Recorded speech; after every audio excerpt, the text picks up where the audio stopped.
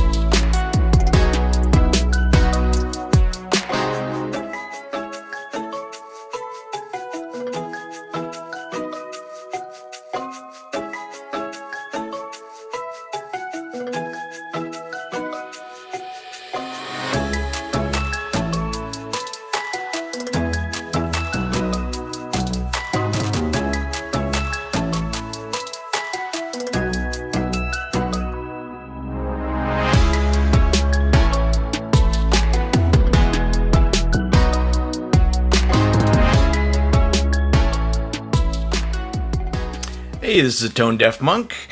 I am back with another one, and I'm feeling very motivated as well. So, on this is going to be a bit of a different review. This one's going to be geared to the person just starting out in this hobby. So, if you've watched some of my videos before, I'm going to try and simplify some of the terms. So if you're watching this video and you may want to pick up this I'm going to try and explain it in simpler terms. And if you're just starting out in this hobby, hopefully you will learn a little bit. So this is a review on the ARTTI R6. Now, I've loved, in some part, more or less, to a greater or lesser degree, all of the ARTTI releases. These are a Volk Choi is the mother company, and they also make the Let Sure. So this is their entry-level kind of sub-brand. Now, it all started with the ARTTI R6. This one is still in my special box pile. Then came the ARTTI R2, which was kind of the warm, laid-back one. And then there was the R3, kind of more the super energetic one. I don't know what happened to 4 and 5. Doesn't exist. But here's the 6. So, comes in a smaller package, kind of like the R3 did. Comes in this little baggie.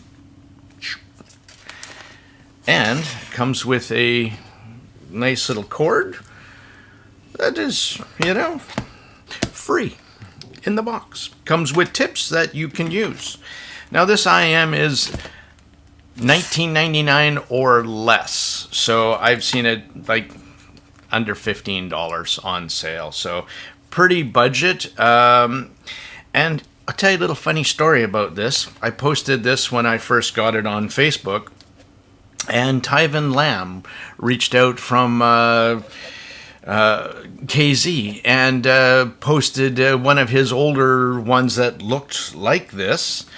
And I said one thing. I said copying is a form of flattery. But thinking back on that post, and I keep thinking of it, is that I don't think any KZ actually would beat this little guy in terms of, if I was looking at a KZ, looking at that KZ, I'm not even sure which one that was versus this one, I guarantee you this one actually sounds better, probably because it's tuned better. It doesn't have that super V sound where the bass is boosted and the upper mids and treble are boosted in the KZ fashion. This is more of a better balanced IM. And we'll talk about sound here in a second. So this little guy comes with a 3.5 single-ended cable, and I'm doing something different in this review in the fact that this is my Note 9 Samsung. That is one of the last ones that were using a phone output, a headphone output, 3.5 single out. So I thought I wanted to also share my impressions with how the R6 sounded off of phone. And I didn't go higher, and I'm not gonna throw it on a $1,200 Astel and Kern Con DAP. I don't think somebody who's gonna buy a $15 IM is gonna throw it on a $1,200 digital audio player. So keeping it real, inside of this is a 10 millimeter dynamic driver, which you can see in through the clear resin. Actually, I don't think it's resin. I think it's more like thermoplastic shell. So they do say it's skin friendly, which didn't irritate me. It's got a little metal nozzle, which is nice, with a lip, holds your ear tips nicely in place. It says R6 and left and right on it as well. The only thing I don't like with this cable is it's actually quite hard to see left and right. Everything is through that clear, but there is an L and an R on the top, which is very hard to see over there. So anyway, I think it looks funky. And I think for a budget IM, it's a cool choice that's out there for sure. So, do I think, first off, is this worth the spend? Is it worth the money? Yeah, 100%. And I'm not judging it too much on what it doesn't do. But let's actually talk about what it doesn't do first, right? It is not a bass head IM. I'll throw up a little graph here, and I can show you that. A bass head IM would have definitely more bass in the bottom end. It would be more to take over what the mids and the treble would do. It'd be more pronounced, where this one is more of a balanced one. And actually, if you were learning and looking at graphs, you would actually look at this and say, maybe that's a bit bass light. But here's the thing with graphs. It's really actually just a snapshot. It's a what it could be, giving you an idea of its overall tonal character. But it's actually not the way the R6 sounds. So it is not the most dynamic of IMs, and that's also because of the driver quality. Now, while I think this driver actually sounds really good, you can tell it's not a Twilight driver. It is not a Dunu Falcon Ultra driver. It is not a Himalaya driver, and it's also not $300, $900, right? So when I mean it's not dynamic, it means or resolving. There's another word that gets used in the industry, and that is a term where you used so if you could hear nuances in the music, you could hear the actual plucks of the strings and the resonance that happen after the touching of the strings and the violins. And some IMs are so resolving, so clear, that you can hear the bow on the string. You can hear the singers actually breathe into the microphone. Well, at $20, you're not going to get that. Just like staging, right? Some IMs can project a massive three-dimensional stage where stuff is happening in front of you and behind you, even behind your head, and super left and right, and at different heights, and instruments and vocals are at different depths. The R6 doesn't quite do that. It is very contained inside of your headspace. The width of the soundstage, again, is between your ears. So I would consider this just average width, height, depth, 3D stage, and especially in its price point.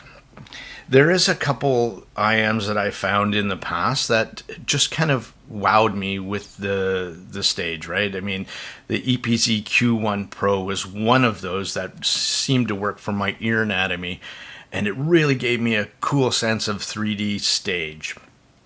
It's also considerably more money than this one.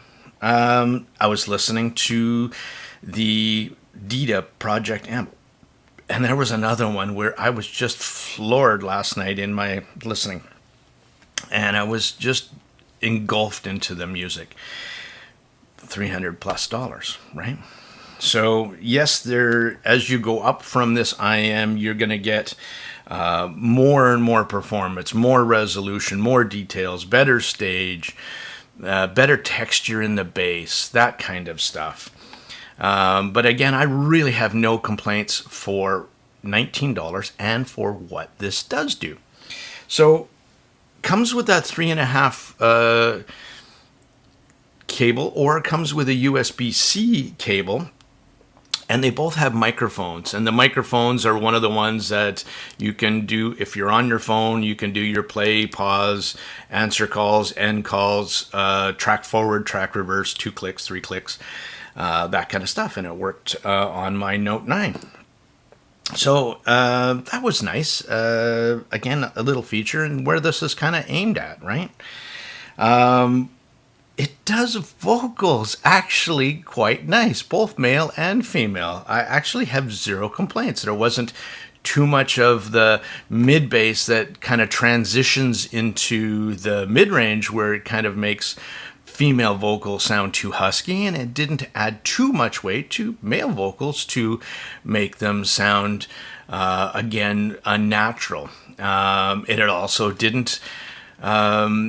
And there also was enough weight in there, when I mean weight, by extra energy in certain frequency ranges that will change the character, the sound of this IM. And in some IMs where you have too much bass or mid bass, it makes vocals sound thick, instrumentals sound too thick. And if you don't have enough into the mid-range area there, then everything sounds thin, and vocals sound thin, and instruments sound off, and pianos, cellos, kick drums, all that doesn't sound off. Where on the R6, it's actually good. It's decent, right? I like the shell shape and comfort. For me, for my ear anatomy, medium ears. I think I have medium ears. I'm using Pen-On orange lacquer tips. It's very comfortable. The shell is kind of a medium-sized shell, so it's not too big and it's not too small. Should work for a lot of different people as well.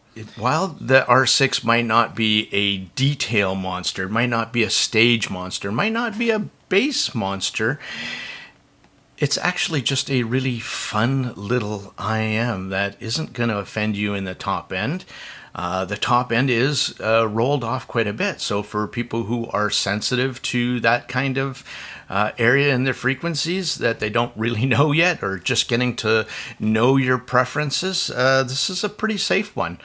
And there's still a little bit more energy in the treble where it makes cymbal strikes, it makes strings actually sound okay. So there's enough energy up there to make it exciting. Where this one doesn't do, and again, I'm not hitting hard on it because of its price point, is in like micro details. And by that, I mean where you can hear a big transition of sound between very soft passages and very loud passages. And typically that's like in, could be classical music, it could be a vocal it could be a vocal solo or an instrumental track or something like that, where the R6 plays it enough to be exciting, but not enough to really make it stand out. So that's when I'll go back to, is it worth the money? I think it's yes. I mean, overall, it's not a super big V boosted, bass boosted, treble boosted, upper mids, in your face, shouty kind of IM. It's just more of a overall good sounding little IM for the money. And if you're just starting out in this hobby and you're getting to learn your preferences and what you like and what you don't like, this one's a pretty safe one for you. Or a good little carry for the gym or something like that. That's where this one I think is totally geared to. That's my impressions of the ARTTI R6 for now. Thank you.